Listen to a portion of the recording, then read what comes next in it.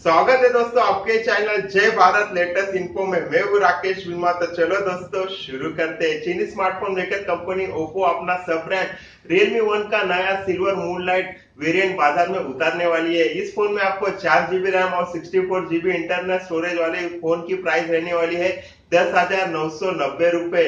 और यह फोन आपको 18 जून से अमेजोन इंडिया पे बिक्री के लिए उपलब्ध रहने वाला है।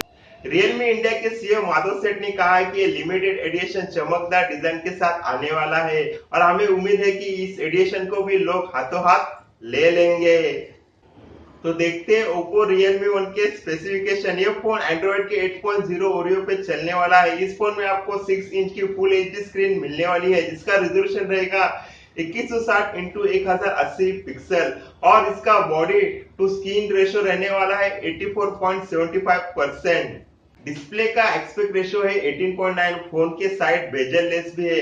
ओप्पो रियलमी वन में आपको MediaTek Helio P60 octa core processor मिलने वाला है। फोन में दी गई है 4 GB रैम और 64 GB इंटरनल स्टोरेज।